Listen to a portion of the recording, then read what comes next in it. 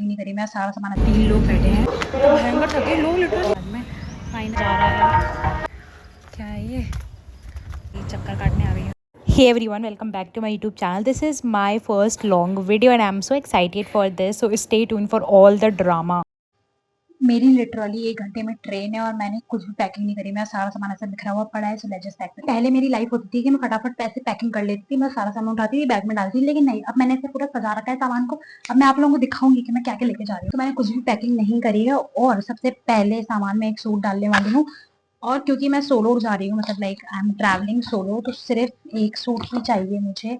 उसके बाद under garments, थोड़े से wipes, these are my wipes, थोड़े से पैड, थोड़ा बहुत मेकअप का सामान और मोस्ट इम्पॉर्टेंटली एक तौलिया।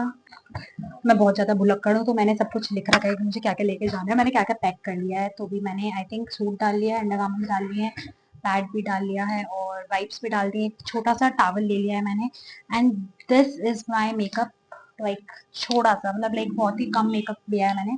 एक परफ्यूम, एक चिप्स का packet and that's it. Face wash और टंग क्लीनर और ये ब्रश है, थैली में डाल देती हूँ क्योंकि गाइस वो जो वॉश बैग्स आते हैं वो नहीं है हमारे पास। मैं गरीब हूँ, मुझे बता रहे कोई शर्म नहीं है कि मैं गरीब हूँ। तो साबुन भी ले लिया मैंने क्योंकि वहाँ पे मे भी चाहिए हो सकती है और इस तरह से इसमें डाल के बैग में डाल दूंगी। दिस इज माई बैग, छोटू सा एक ही बैग लेके। Last but not the least, charger which is most important, और phone. This is my bag, छोटू सा। भाई मैं रात को 4 बजे सोई थी और सुबह मेरा एग्जाम था तो मैं वो देकर आई हूँ और मैं जस्ट अभी आई और 1 घंटे मेरी ट्रेन है। So let's just get ready with me. गीले कपड़े पहने मैंने बिकॉज गर्मी बहुत ज़्यादा है, मुझे गर्मी बहुत ही ज़्यादा लगती है। तो I think this is the best I can found. और इसके नीचे मैंने ब्लैक कलर का लोअर पहना है, लोअर नहीं लाइक अच्छा jogger kind of thing which is looking like this. Basically ये शॉर्ट कुर्ती थी बट ये मुझे थोड़ी अच्छी नहीं लग रही थी तो मैंने इसको इन कर दिया था और ये ढीली थी, कंफर्टेबल थी, इसलिए मैंने यही पहनी। उसके बाद मैंने थोड़ा सा फेस पाउडर लगाया था एंड थोड़ा सा ब्लश, थोड़ी सी लिप ग्लॉस लगाई थी और उसके बाद मैंने झुमके पहन लिए थे and the most important thing bindi. And after that these are my cute cute juttis और मैं तैयार हो गई हूँ स्टेशन जाने के लिए। I was looking so good actually. पहले आते मम्मी ने मुझे 2 गाने दे दिए कि भाई जल्दी से आते ही जल्दी उठा लो, मतलब Indian parents. Hi mummy, bye. This is mandatory outfit check. और मेरा जो कोच था वो इतना ज़्यादा सुंदर था सीरियसली। और फिर रात हो गई थी तो मैंने खाया खाना और उसके बाद मेरे साथ बहुत ही क्रेजी चीज़ हुई।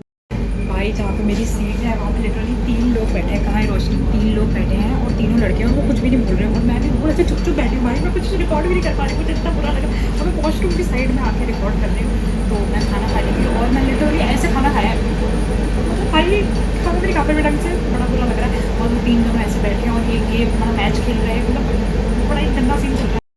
और ये था मेरे कोच का वॉशरूम जो कि एक्चुअली में साफ़ था। मतलब यूजुअली ट्रेन्स के वॉशरूम बहुत ही ज़्यादा गंदे होते हैं बट ये स्टिल थोड़ा बहुत साफ़ था। उसके बाद मैं आ गई थी चद्दर बिछाने के लिए और मुझे चद्दर बिछाने नहीं आती। मेरी मम्मी मुझे कहती रहती बेटा चद्दर बिछाना सीख ले, बट मुझे चद्दर बिछानी नहीं आती है।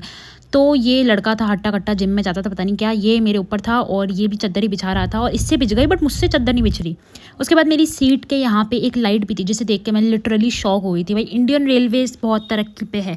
और यहाँ पे चार्जिंग पॉइंट भी था बट मैं ऑब्वियसली नहीं चार्ज कर पाई क्योंकि मेरे पास iPhone 14 है, उसका प्लग अलग होता है।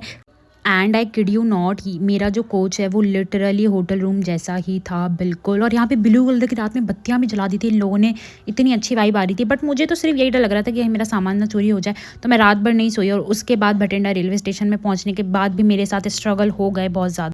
मैं भटिंडा रेलवे स्टेशन और यहाँ पे वेटिंग रूम नहीं मिल रहा भाई। मैं चल चल के थक गई हूँ, पूरा स्टेशन में छान मारा मैंने, वेटिंग रूम नहीं भाई इन लोगों के पास में। तो भयंकर थक गए लोग, लिटरली ऐसे ही सो रहे हैं भाई।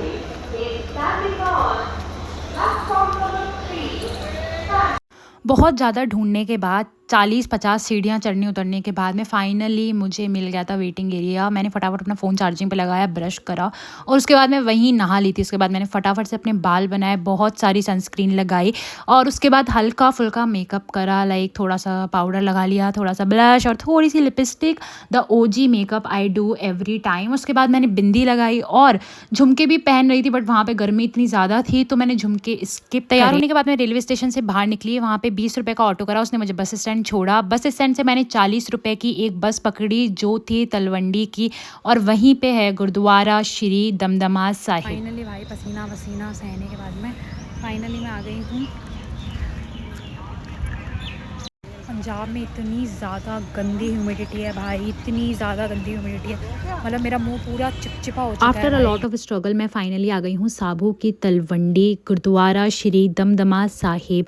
और चमकौर की लड़ाई के बाद में सिखों के 10वें गुरु श्री गुरु गोविंद सिंह जी यहाँ पे आए थे और उन्होंने अपना कमर कस्सा खोला था और यहाँ आके दम लिया था, इसीलिए इस गुरुद्वारे का नाम दमदमा साहिब पड़ा। और यहीं पे ही Guru Gobind Singh ji wrote the full version of Guru Granth Sahib इन 1705। और यहाँ की मान्यता ये भी है कि जो यहाँ पे आके ऊड़ा एडी और गुरमुखी अल्फ़ाबेट्स लिखता है उसमें इंटेलिजेंस आता है। तो मैंने भी वहाँ पे जाके ये लिखा था और उसके बाद में हम गए गुरुद्वारा साहिब मत्था टेकने।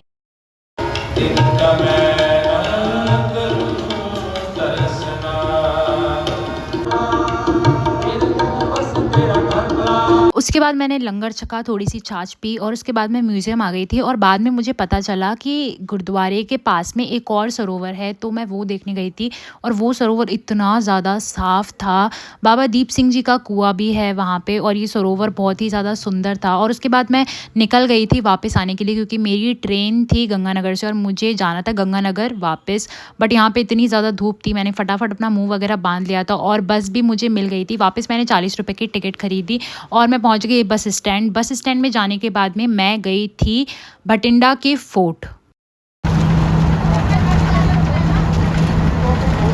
भटिंडा का फोर्ट जाने के लिए मुझे बस स्टैंड से 20 रुपये देने पड़े थे और 20 रुपये में मुझे उसने किले के बाहर उतार दिया था।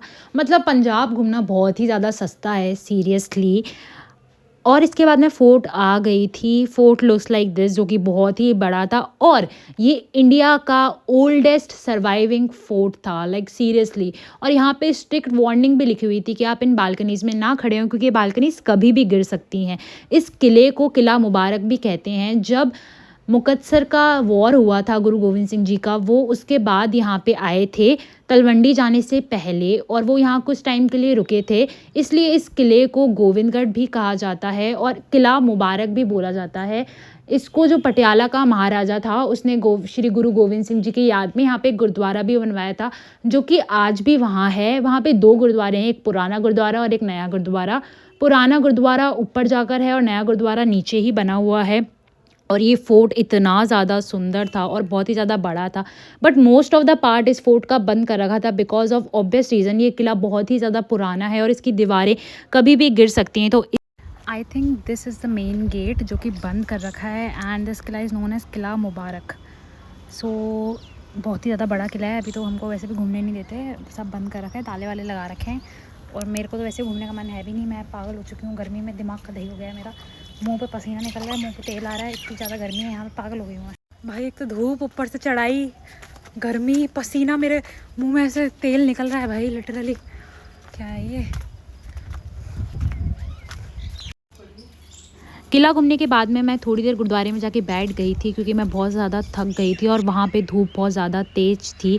तो जब मैं वहाँ बैठी थी गुरुद्वारे में, वहाँ पे एक अंकल जी मेरे पास में आए और उन्होंने देखा कि मैं अकेली हूँ, तो उन्होंने मुझे बोला कि आप कहाँ से आए हो और पूछा मेरे बारे में।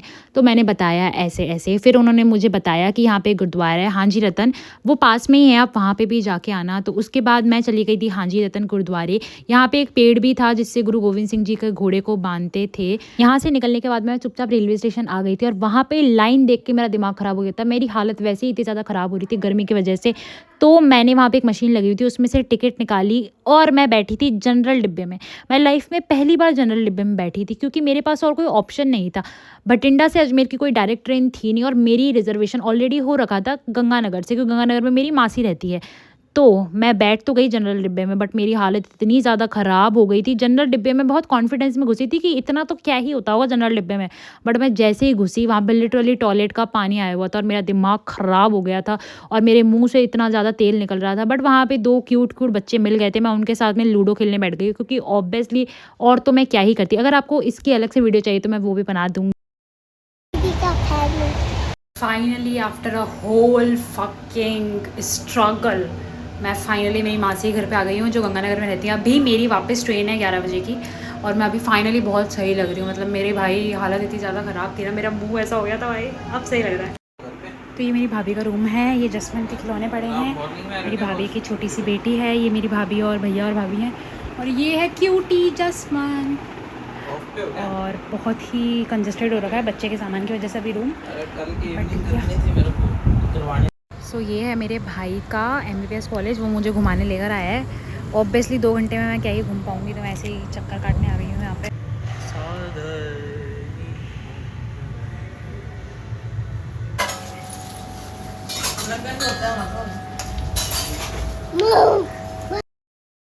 Finally I completed this trip और मैं फाइनली अब घर जा रही हूँ। बट सुबह सुबह उठते ही मेरे को आ गए पीरियड्स, मतलब इतनी ज़्यादा हालत ख़राब हो गई थी मेरी।